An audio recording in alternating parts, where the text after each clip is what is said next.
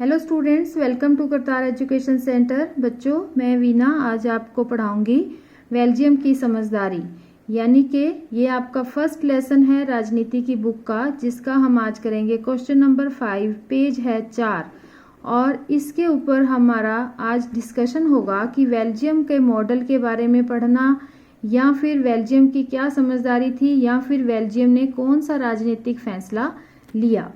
इसका आंसर यहीं से स्टार्ट होता है। भूमिका लिखेंगे कि बेल्जियम के जो नेता थे उन्होंने श्रीलंका से अलग रास्ता अपनाने का फैसला किया। पिछले क्वेश्चन में हम पढ़ चुके हैं श्रीलंका में क्या था, बहुसंख्यकवाद था, वो सारा हमने किया था पिछली वीडियो में।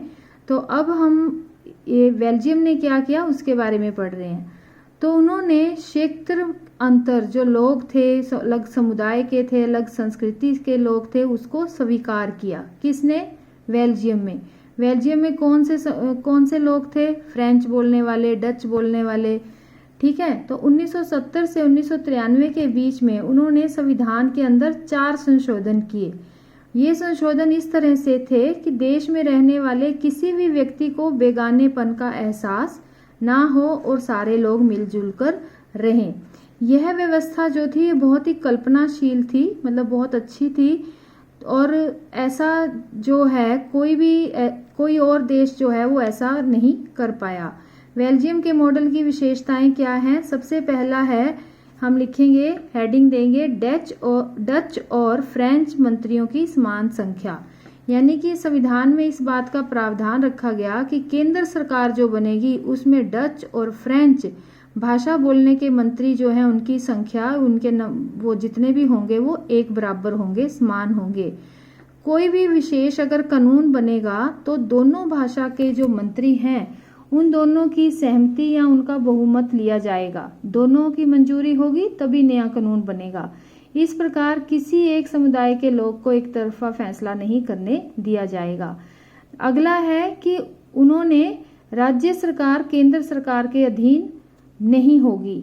दूसरा, उन्होंने क्या फैसला लिया कि जब केंद्र सरकार की जो अनेक शक्तियां थी उसमें से कुछ शक्तियां जो थी वो क्षेत्रीय सरकार को दे दी गई। क्षेत्रीय सरकार यानी कि राज्य सरकार को हम ऐसे कह सकते हैं कि राज्य सरकारें जो थी वो केंद्र सरकार के अधीन नहीं होंगी।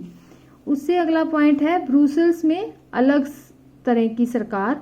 ब्रुसेल्स क्या था? ब्रुसेल्स जो थी वो बेल्जियम की राजधानी थी। उसमें अलग तरह की सरकार का प्रावधान किया गया। उसमें भी दोनों समुदायों का समान प्रतिनिधित्व चुने गए, यानी कि दोनों जो समुदाय थे डच और फ्रेंच, उनके समान नेता थे, समान गिनती के।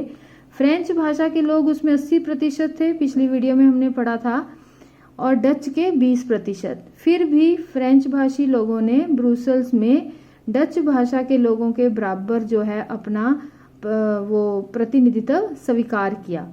डच भाषी लोगों ने केंद्रीय सरकार की बराबरी का प्रतिनिधित्व स्वीकार किया था। कहाँ किया था?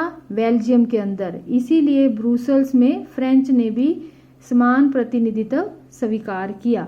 प्रतिनिधित्व का मतलब क्या होता है? नेता चुनना। ठीक है, अपना नेता चुनना। अगला पॉइंट है 4th, केंद्र और राज्य सरकारों के अलावा एक तीसरे स्तर की सरकार बनाई गई। तीसरे स्तर की सरकार क्या थी? सामुदायिक सरकार। बच्चों, ये छोटा क्वेश्चन भी आता है, सामुदायिक सरकार किसे कहते हैं? उसका आंसर यहां से लेकर यहां तक बनेगा। किसे कहते हैं सामुदायिक सरकार? जब सरकार का चुनाव जो है एक ही भाषा बोलने वाले लोग करते हैं। डच, फ्रेंच और जर्मन, ये 3 तरह के लोग थे बेल्जियम के अंदर।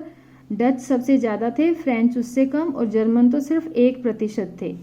तो इन लोगों ने अपने समुदाय के अलग सरकार चुनी, जिसे सामुदायिक सरकार कहते हैं। इस सरकार का क्या काम था कि संस्कृति, शिक्षा और भाषा से संबंधित कोई भी मसला हो तो उसका फैसला ये सामुदायिक सरकार करती थी। तो इस तरह से 4 प्रावधान जो थे वो बेल्जियम के अंदर लाए गए, और इसी को ही हम क्या कहते हैं? बेल्जियम का फैसला या उसका निर्णय। निष्कर्ष क्या लिखेंगे? बेल्जियम का मॉडल कुछ जटिल सा था। जटिल मतलब थोड़ा सा मुश्किल सा था, टेढ़ा मेढ़ा, लेकिन खुद बेल्जियम में रहने वाले लोगों को भी ये जो है ये जटिल लगता था। यह व्यवस्था बेहद सफल रही। मुल्क के अंदर कोई भी गृह युद्ध नहीं हुआ, जैसे श्रीलंका में सिंगलियों और श्रीलंकाई तमिलों के बीच में हो गया था, और बेल्जियम के अंदर ऐसा कोई युद्ध नहीं हुआ। अगर वो ऐसा ना करते तो यहाँ पर युद्ध हो सकता था। और जब यूरोपीय देशों ने मिलकर यूरोपीय संघ बनाई थी तो उस समय ब्रुसेल्स को ही उसका मुख्यालय चुना गया। बच्चों ये तुमने खुद ढूंढना है, देखना है यूरोपीय संघ क्या है, इम्पोर्टेंट है ये, तुम्हें पता होना चाहिए यूरोपीय संघ क्या मतलब किसे कहते हैं। ये तुम नेट में से ढूंढ के इसका आंसर लिखोगे। तो इसके साथ ही क्वेश्चन का आंसर यहाँ पर समाप्त होता है। एक छोटा सा क्वेश्चन और बनता है कि बेल्जियम और श्रीलंका की कहानी से हमें क्या शिक्षा मिलती है। क्या शिक्षा मिलती है? बेल्जियम और श्रीलंका दोनों की कहानी हम देख चुके हैं। दोनों ही लोकतांत्रिक देश हैं, फिर भी सत्ता की साझेदारी के सवाल पर दोनों ने अलग अलग फैसले किए।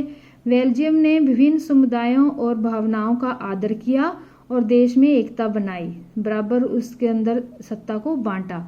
लेकिन श्रीलंका ने इससे उल्टा किया। उसमें सत्ता बहुसंख्यक समुदाय के पास थी और वो अल्पसंख्यक के ऊपर अपना प्रभुत्व जमाना चाहते थे, उन पे कब्जा करना चाहते थे। तो हमें ये शिक्षा मिलती है कि अगर हम श्रीलंका के अनुसार करेंगे, अपनी सत्ता चलाएंगे, तो हमारी एकता भी संकट में पड़ सकती है। लेकिन अगर हम बेल्जियम के अनुसार अपना सत्ता को चलाएंगे तो देश में एकता संभव है। तो ये छोटा सा क्वेश्चन है, यहीं पे समाप्त होता है। आप सबने दोनों क्वेश्चन लिखने हैं, याद करने हैं, और अगर समझ आते हैं तो वीडियो को लाइक करना है। Thank you, have a nice day, God bless you all. ओहो, ये रह गया, इसको तुमने शॉर्ट में ऐसे लिखना है।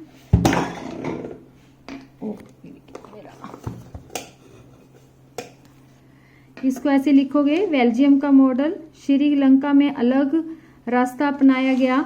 बेल्जियम के अलावा बेल्जियम द्वारा 4 संशोधन किए गए। कौन से संशोधन थे? नंबर 1, नंबर 2, नंबर 3, बेल्जियम में अलग सरकार, सामुदायिक सरकार, और एंड में निष्कर्ष। दूसरा है बेल्जियम और श्रीलंका से हमें क्या शिक्षा मिलती है? बेल्जियम ने विभिन्न समुदायों का आदर किया और एकता संभव हुई, और श्रीलंका ने जो है उसने बहुसंख्यकवाद को अपनाया और देश में एकता को खतरा हो गया, गृह युद्ध हो गया। Thank you, God bless you all.